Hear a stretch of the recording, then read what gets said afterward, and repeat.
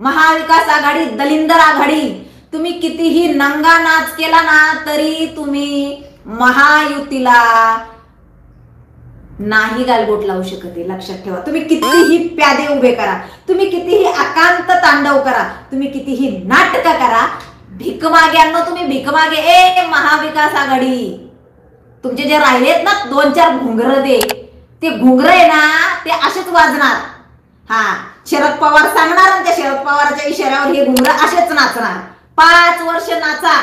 तुम्हाला कॉन्ट्रॅक्ट दिलेला आहे शरद पवारांनी 5 वर्ष नाचण्याचा. तुम्ही नाचत राहा रे. तुम्ही काही साध्य आणि सिद्ध करू शकणार नाही. लक्षात ठेवा. ए घुंगरांनो, काहीच तुम्हाला मिळणार नाही बरं का रे. हा, काहीच मिळणार नाही तुम्हाला, लक्षात ठेवा. फार झालं रे तुमचं. तर पोलिसांनी त्यांचा एक कर्मचारी त्या ठिकाणी पाठवला की उद्या काही गोंधळ. आता पत्रकार परिषद ज्या वेळेला असते त्यावेळेला ती ओपन असते. म्हणजे ती पत्रकार परिषद घेणार आहे ती पत्रकार परिषद टीव्ही चॅनलला आहे. ती काय चोरून लपून असते का? नाही. परंतु तिथे काही गोंधळ होऊ नये या उद्देशाने पोलिसांनी काय केलं, सतर्कतेसाठी एक कर्मचारी त्या ठिकाणी पाठवला की बाबा तिथं जा आणि तू पण आपलं व्हिडिओ शूट तुझ्याकडे असू दे. तर ते कर्मचारी तिथं असता पत्रकार परिषद झाल्यानंतर काही पत्रकार बोललेत की हे आपल्यातले नाहीयेत किंवा हे कोण आहेत. आणि जी पत्रकार परिषद होती ती आव्हाडांच्या घरी होती. तर आव्हाडांनी लगेच त्या कर्मचाऱ्याला बाजूला घेतलं आणि अगदी अग्रेसिव्ह भूमिकेमध्ये, तू माझ्या घरात कसा काय घुसला? तू जरी पोलीस कर्मचारी असेल तरी माझं घर आहे, मला काही प्रायव्हसी आहे की नाही? पत्रकार परिषद चालू असताना काय प्रायव्हसी बरं? पत्रकार परिषद चालू असताना काय मला सांगा ना तुम्ही. तुझं काय लग्न होतं का? तुझा काही वैयक्तिक काही कार्यक्रम होता का? तुझा काय वाढदिवस होता का? तुझा काही समारंभ होता का तुमचा फॅमिली, आणि त्याच्यामध्ये तो पोलीस येऊन शूटिंग घेत होता असं काही होतं का? नाही. पत्रकार परिषद चालू होती. पत्रकार परिषद चालू असताना त्यांनी काहीतरी ते शूट केले त्यांच्या मोबाईलमध्ये. बरं याला का बरं एवढं त्याच्यामध्ये हे असावं? आव्हाडनी डायरेक्ट इतकी दादागिरी. एका सरकारी कर्मचाऱ्याला काय ती बसायची पद्धत त्या पोलिसासमोर. आणि ए चल, मी आता वर जाऊन चेक केलं, तू माझ्या घरात कसा काय घुसला? कोणी पाठवलं तुला? का मला काय प्रायव्हसी आहे की नाही? का माझ्या घरात मध्ये घुसला तू? माझ्या घरात मध्ये कसं काय आला तू? आणि मी आता वर जाऊन चेक करून आलो, माझ्या 4 चेन गायब आहेत, तू चोरल्या त्या. अरे तू तुमच्यावर चाले हो. इतक्या खालचं राजकारण करता होय रे, इतक्या खालचं. अरे दलिंदर लोकांनो, खूप झालं रे. अरे कुठल्या पद्धतीत? अरे काय त्या कर्मचाऱ्या पुढं काय बाबा अशी असं फार तुम्हाला सांगू का? मला आता इथं बसता येणार नाही खरं तुम्हाला सांगितलं तर. असं मी थोडीशी तुम्हाला स्टाईल करून असा जे तंगडं करून, अरे का बसला तू माझ्या घरात? का आला तू?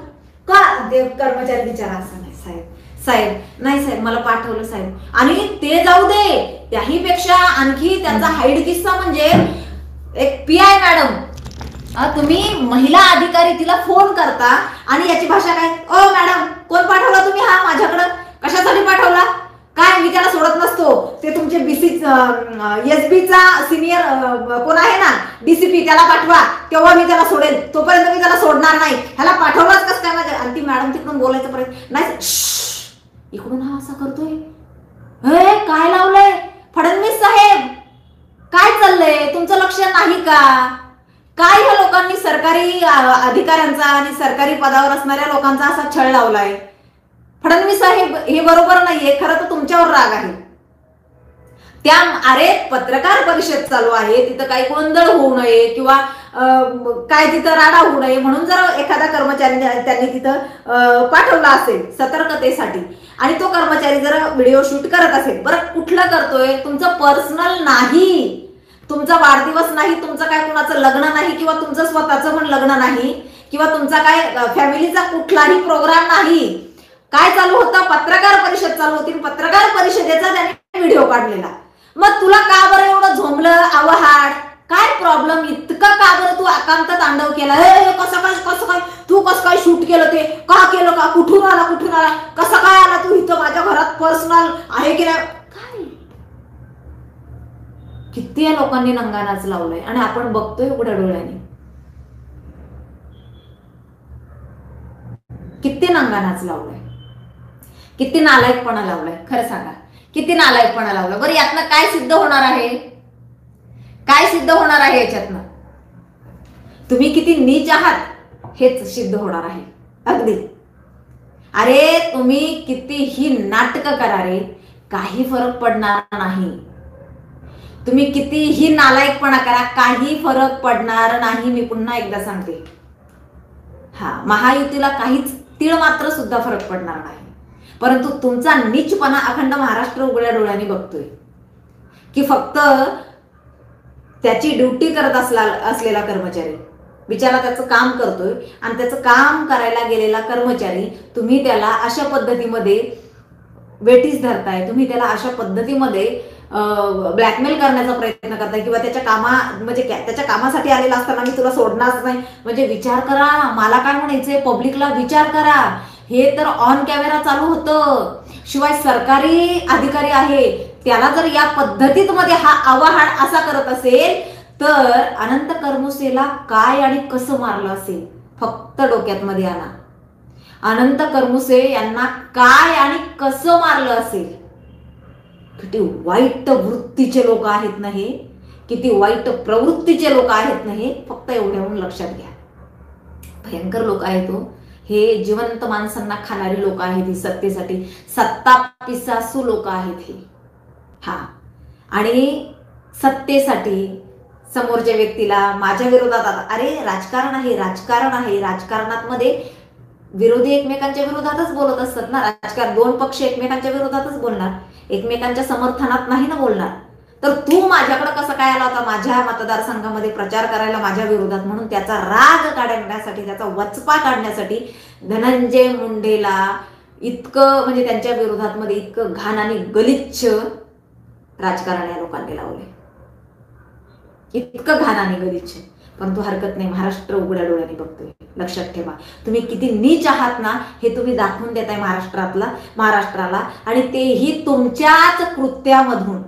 तुम्ही कृत्य असे करताय ना की त्या कृत्यातनं हे दिसतंय महाराष्ट्राला, आणि महाराष्ट्र म्हणजे स्वतःलाच म्हणतंय हुश, बरं झालं यांचं सरकार नाही दिलं आपण, बरं झालं आपण यांना निवडून नाही आणलं.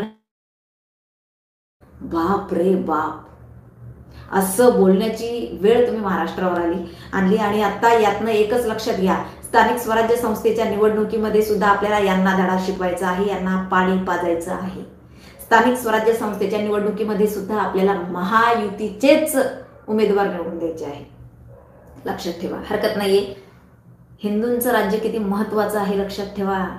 हे असले मुंबऱ्याच्या सापासारखे ना हिरवे साप यांनी आपल्याला दिवसा ढवळ्यात चावले असते तर हे डसले असते, जगू दिलं नसतं यांनी आपल्याला. लक्षात ठेवा, सरकारी कर्मचाऱ्यांना जर हे अशी वागणूक देत आहेत, विचार करा तुम्ही यांनी काय हाल आपले केले असते सर्वसामान्याचे. त्यामुळे यांना जी जागा आपण दाखवली ना, ही जागा यांना कायमची दाखवायची आहे, एवढं लक्षात ठेवा.